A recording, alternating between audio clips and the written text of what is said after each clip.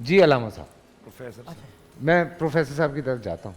حضرت بسم اللہ. بسم اللہ بسم اللہ الرحمن الرحیم. ابھی بریک میں اتنا مزہ آ رہا تھا, میں آن ایئر نہیں دکھا سکا آپ لوگوں کو. ماشاء اللہ ہمارے تمام دوستوں نے بڑی اچھی گفتگو کی. جیسے مفتی صاحب نے کہا کہ توحید کے عقیدے کے حوالے سے بھی سٹیپ ہے. قرآن پاک میں اللہ تبارک تعالیٰ نے کئی جگہ اس پہ ارشاد فرمایا, جیسے لیس کمثلہ شیء, کوئی شے اللہ کے مثل. واللہ غالب علی امرہ.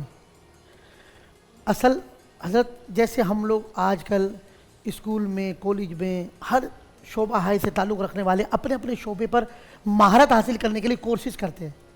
بدقسمتی ہے ہماری کہ یوتھ سے ہی لے لیں, اسکول سے لے لیں, جو بنیادی پرائمری تک کلاسز ہیں, او لیول ہیں, توحید کے عقیدے کو اگر صحیح طرح پڑھایا جائے ہماری بیس مضبوط ہوگی. سر ہمارے اساتذہ کو یونیورسٹی کالج میں نہیں پتہ ہوتا کہ غسل کے فرائض کیا ہیں, بعد سے پوچھا جاتا ہے کہ کپڑا پاک کرنے کا طریقہ کیا ہے. اب یہ عقیدہ توحید بنیاد ہے, اگر پوچھ لیا جائے اس کے بارے میں تو یقین کریں لوگ خوش. تو میرا کہنا یہ ہے کہ ہمارے جو اکابر علماء ہیں جن کو اللہ تبارک نے ملکہ دیا ہے, ہمارے اسکولوں میں, ہمارے کالج میں, ہماری یونیورسٹیوں میں عقیدہ کو توحید پر سیمینار ہونے چاہیے, عقیدہ توحید پر نشستیں ہونی چاہیے. بلکہ ہمارے کورس کے اندر, کیونکہ ہمارا یہ تو ایمان کی بیس ہے, اساس ہے عقیدہ توحید. تو اگر ہمارے بچے کو جب یہ پتہ ہوتا ہے کہ اس کو کارٹون کتنے بنانے ہیں, اس کو خوبصورت تصاویر, بیچارے بچے گھر آ کے اسکولوں میں یہ بناتے رہتے ہیں گھر سے, تو سر اگر ان کو عقیدہ صحیح پڑھا دیا جائے, عقیدہ توحید کیا جو ہمارا بیس ہے, ایمان ہے, تو اگر اسکول سے یہ ذمہ داری حکومت کی بھی ہے, میری بھی ہے, آپ کی ہے, فرد سے معاشرہ بنتا ہے. جو پرائیویٹ اسکول بنا رہے ہیں ان کی بھی ذمہ داری ہے کہ خدا را کل مرنا ہے, اللہ کو منہ دکھانا ہے, عقیدہ توحید بیس ہے.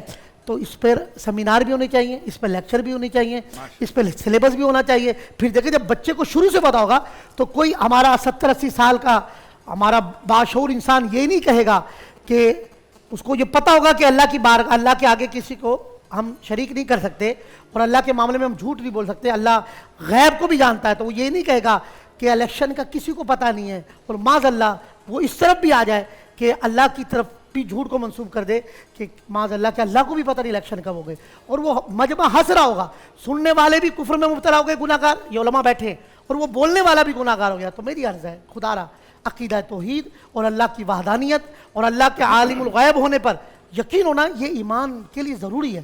تو ہمیں چاہیے کہ کبھی بھی کسی معاملے میں اللہ کے حوالے سے اللہ کی مثال نہ دیں, فرشتوں کی, انبیاء کی مثال نہ دیں اپنی نشستوں میں, اپنی تقاریر میں, تاکہ ہمارا ایمان سلامت رہے. کئی لوگ ایسے فرمایا وہ مسلمان ہوں گے. نہیں, وہ جو آپ بات کر رہے ہیں دیکھیں وہ طنز تھا. نہیں, اللہ یہ علماء بیٹھے ہیں, دیکھیں سر. نہیں دیکھیں, میں آپ انور مقصود صاحب کی بات کر رہے ہیں, صاحب کو بھی میں نے پیغام دیا, آپ کو بھی کہا, لیکن وہ طنز تھا. سر ایسا طنز نہیں کریں گے جس میں معاذ اللہ تبارک تعالیٰ کی توہین کی جائے. نہیں, وہ ہرگز ان کا مقصد, میں کہتا ہوں اس کو توبہ کرنی چاہیے, اللہ لینا اس مجبے کو بھی توبہ کرنی چاہیے obviously, لیکن یہ ایک تنزیہ بات تھی, ایک تنزیہ بات تھی ان لوگوں کے لیے کہ وہ والی بات ہے نا کہ میں نے دیکھا ہے کئی ایسے خداؤں کو یہاں جن کے سامنے وہ سچ مچ کا خدا کچھ نہیں, تو لوگ جو خدا بنے پھرتے ہیں یہ ان کے لیے تانا تھا. بھائی دیکھو آپ کا شعبہ ہے, آپ نے میری بات مانی بھی تھی, ایسا مثال اللہ کی طرف نہیں دی جائے گی کہ اللہ کے بھی علم پہ نہیں ہے. یہ اللہ تبارک و تعالیٰ کے ساتھ آپ یہ توحید میں آئے گا. سر اللہ کی مثالیں کیوں دیتے ہیں, فرشتوں کی مثالیں کیوں دیتے ہیں, انبیاء کی مثالیں کیوں دیتے ہیں؟ ہم یہ تو کہتے ہیں جب آپ کا شعبہ نہیں آ تو آپ کورس کریں آ کے, آپ کو پتہ ہو کہ کس طرح جملہ بولیں گے کفر ہو جائے گا.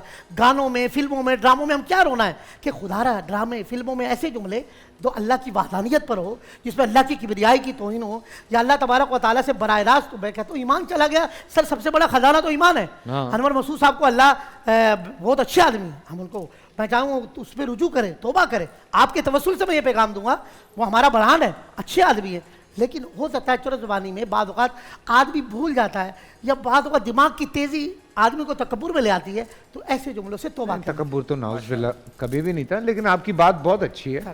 یہ علماء بیٹھے, اگر میں نے صحیح سے بات یہ ارشاد فرماتے ہیں نہیں, وہ اصل میں ایک تانے کے طور پہ, جی مفتی صاحب تانے کے طور پر اللہ کی ایسا کہہ رہے ہیں. دیکھیں اس حوالے کہ سے اللہ اگر چاہ بھی رہا ہے تو وہ لوگ جس طرح کی کئی دفعہ کچھ لوگ باتیں کرتے ہیں, وہ اس طرح کی باتیں ہوتی ہیں کہ آپ خود سن کے یوں ہو جاتے ہیں کہ اپنی بولی ہوئی باتوں سے لوگ مکر جاتے ہیں یہاں پہ. یار میں آپ سے بھی کہوں گا اور تمام فنکار گلوکاروں سے بھی کہوں گا, ڈرامہ کے رائٹر سے کہوں گا کہ اللہ تعالیٰ کی توہین نہ ہو. اللہ تعالیٰ نہیں, وہ تو بالکل, وہ تو دیکھیں ہم تو, میں ایمان چلا جائے گا سر, اس معاملے میں بہت خیال رکھتا ہوں. پورا سال انتظار تھا مجھے اس رمضان میں, 30 دن 6 ٹیمز, 12 कंटेस्टेंट्स और कैश का पार्ट।